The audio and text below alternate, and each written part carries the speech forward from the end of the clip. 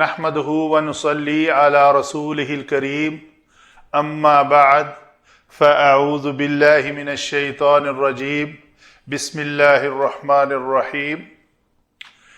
سورۃ العبس کے لیکچر میں سے لیکچر نمبر 80 میں ہم اس آیت کو ہم نے پڑھا جو آیت نمبر ہے 32 آیت نمبر میں ہم نے لفظ متاعن کے بارے میں کہا تھا کہ یہ مصدر ہے۔ تو اس لیکچر کے ریمارکس میں کسی ساتھی نے سوال کیا کہ آپ نے متاعن کو مضاف کہا ہے جبکہ مضاف تنوین کے ساتھ نہیں آتا۔ Very good, I appreciate, thank you very much. ہم نے اس کو اپڈیٹ کرنے کے لیے جو غلطی تھی اس کو ہائی لائٹ کر کے اس کی تصحیح جو ہے وہ اس لیکچر میں ہم بیان کر رہے ہیں۔ تو وہ اوورآل تو سارا کچھ ٹھیک ہی تھا، لیکن اس کو مضاف بنا کر مضاف الیہ بنانا وہ جو غلطی تھی وہ میں دوبارہ ایکسپلین کروں کہ متاعن جو ہے یہ منصوب ہے تو یہ اس میں مصدر ہے۔ تو منصوبات میں سے ہم نے جب تلاش کیا مفاعیل خمسہ میں سے تو ہمیں پتہ چلا یہ مفعول لہو ہے۔ تو مفعول لہو تو یہ ہوا یہ کلمہ۔ اس کے بعد جو ہیں دو مرکب جاری ہیں، ایک ہے لکم لام جارہ جمع کم ضمیر مجرور متصل، تو یہ مرکب جاری ہوا۔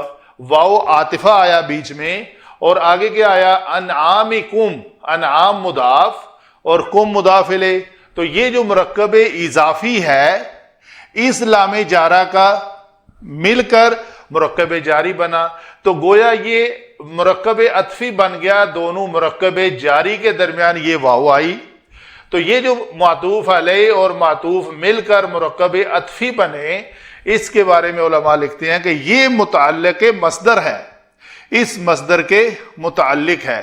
تو مصدر جو ہے وہ اپنے متعلق سے مل کر مفعول لہو بنا، کس کا؟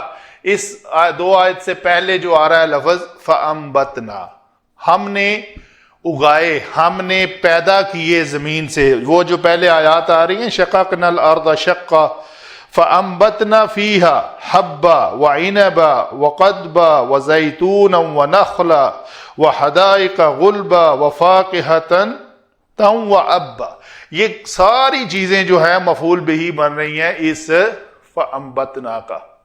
تو مفعول لہو یا مفعول لی اجلہ، اس کا دو نام ہے۔ عربی کتب میں لی اجلہ ہی آتا ہے، ہماری کتب اردو والی میں مفعول لہو آتا ہے۔ تو یہ فاعل کے فعل کرنے کا سبب بیان کر دیا ہے۔ تو یہ سبب ہے، یہ تمہارے لیے اور تمہارے چوپایوں کے لیے متاع یعنی ساز و سامان ہے، کھانے کے لیے، پینے کے لیے، ان سب کا۔ اس فعل کے کرنے کا جو مقصد ہے وہ یہ مفعول ہے کہ یہ متاعن ہے تمہارے لیے بھی اور تمہارے چوپایوں کے لیے بھی۔ تو ہم اس کو اس لیکچر کے لنک میں بھی دے دیں گے اور باقاعدہ ایک لیکچر کی شکل میں جیسے ڈاکٹر صاحب چاہیں گے وہ اپڈیٹ کر دیں گے۔ وما علینا الا البلاغ۔